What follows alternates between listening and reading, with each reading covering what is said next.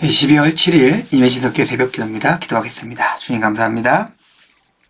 날이 많이 춥고 또 일기도 좋지는 않은 것 같습니다. 어둡고 추운 이 시간과 이 계절, 우리의 마음과 우리의 삶 또한 위축되고 또 움켜들까 걱정됩니다. 주님, 이 시간에 주의 말씀 앞에 섭니다. 주의 말씀으로 우리를 가르쳐 주시고 우리가 무엇을 위해서 어떻게 살아야 될지, 그리고 우리의 삶이 무엇으로 채워줘야 될지 함께 고민하며 하나님의 충만함으로써 충만하게 되고 충만케 만드는 그런 시간이 될 수 있게 우리와 함께 해주시옵소서. 감사드립니다. 예수님의 이름으로 기도드렸습니다. 아멘. 디모데전서 1장에서 말씀 보겠습니다. 디모데전서 1장 5절에서 11절까지 말씀입니다. 디모데전서 1장 5절에서 11절까지 말씀. 이 교훈의 목적은 정결한 마음과 선한 양심과 거짓이 없는 믿음에서 나오는 사랑이거늘 사람들이 이에서 벗어나 헛된 말에 빠져 율법의 선생이 되려 하나 자기가 말하는 것이나 자기가 확증하는 것도 깨닫지 못하는도다. 그러나 율법은 사람이 그것을 적법하게만 쓰면 선한 것임을 우리가 아노라. 알 것은 이것이니 율법은 옳은 사람을 위하여 세운 것이 아니요 오직 불법하는 자와 복종하지 아니하는 자와 경건하지 아니한 자와 죄인과 거룩하지 아니한 자와 망령된 자와 아버지를 죽이는 자와 어머니를 죽이는 자와 살인하는 자며 음행하는 자와 남색하는 자와 인신매매하는 자와 거짓말하는 자와 거짓 맹세하는 자와 기타 바른 교훈을 거스른 자를 위함이니 이 교훈은 내게 맡기신 바 복되신 하나님의 영광의 복음을 따름이니라. 아멘. 신앙과 믿음과 공동체의 본질이 무엇인지에 대해서 우리가 잠시 생각해 봤었습니다. 바울은 명확하게 5절에 우리가 믿는 믿음과 그것으로 이루어진 신앙과 그리고 그것으로 함께 모인 공동체의 본질이 무엇인지 알려주고 있어요. 믿음에서 나오는 사랑이다라고 알려주고 있습니다. 청결한 마음이고 선한 양심이고 그리고 거짓이 없는 믿음부터 나오는 탐욕이 없고 불순한 의도가 없고 바른 가치를 통해서 걸러지는 사랑이라고 우리에게 알려주고 있습니다. 어쩌면 우리는 사랑을 많이 사용하는 시대에 살아가고 있습니다. 여러 가지 것들에 사랑이란 이름에 갖다 붙이고 있어요. 물론 그것들도 그 용례에 따라 그 사용되는 그 상황에 따라서 사랑이라 부를 수 있겠죠. 하지만 그 사랑이라고 내가 말하고 세상에서 말하는 것과 성경에서 말하는 것들은 차이가 있습니다. 많은 사람들이 사랑에 대해서 여러 가지에 대해서 얘기할 수 있지만 성경에서 얘기하는 것은 자신의 탐욕을 구하지 않는 청결한 마음이고 선하고 온전한 가치들로부터 나오는 선한 양심이며 하나님을 향한 온전한 헌신, 신실한 믿음의 결과입니다. 굉장히 어렵고 굉장히 지난한 과정을 통해서 만들어지는 것이라고 할 수 있을 것 같습니다. 쉽게 말할 수 있는 것도 아니고 손쉽게 얻을 수 있는 것이 아닙니다. 그죠? 나 너 좋아해, 나 너 사랑해, 그래 알았어 라고 하면서 시작되고 이루어지는 것이 사랑이 아니다라는 것입니다. 헌신해야 되며 충성해야 되며 그것들을 우리가 손으로 만들어내야 한다는 것입니다. 이렇게 어려운 것 대신에 사람들은 오해하고 종종 빠지게 되는 것이 있습니다. 우리가 그 앞에서도 4절에서도 말씀드렸던 것처럼 헛된 것들, 헛된 말들, 거짓된 교훈들에 빠지게 됩니다.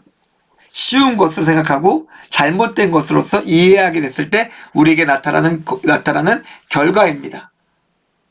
그들은 오늘 말씀에서 나오는 것처럼 자기들이 믿는 것과 자기들이 말하는 것이 어떤 것인지 알지 못합니다.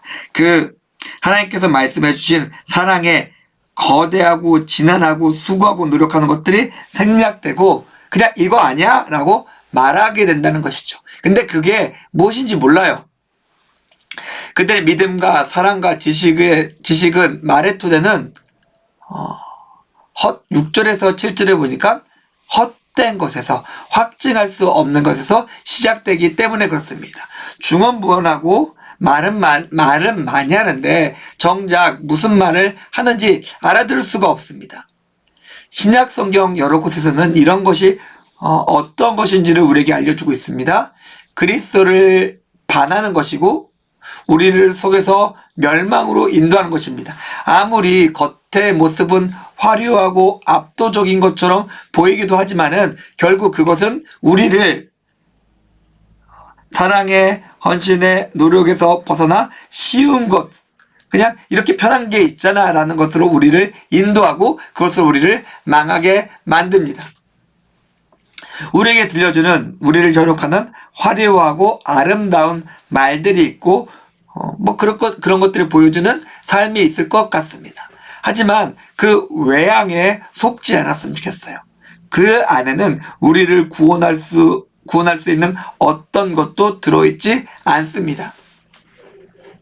바울은 마지막으로 8절에서 10절까지의 거짓 교훈, 이런 거짓 교훈과 반대되는 하나님의 율법에 대해서 설명해 주고 있습니다. 그는 분명하게 하나님께서 우리에게 주신 율법은 죄인인 우리를 깨닫게 하고 하나님의 뜻이 무엇인지 우리에게 알려준다, 설명해준다 라고 하고 있습니다. 즉 율법은 지금 나를 위해서 하나님이 주시는 삶의 기준입니다. 우리는 9절과 10절이 나오는 것처럼 거룩하지 않고 자기 탐욕대로 살아가며 자기 욕망대로 살아갑니다. 이런 율법은 이런 우리의 삶에 대해서 분명히 가르쳐주고 있습니다.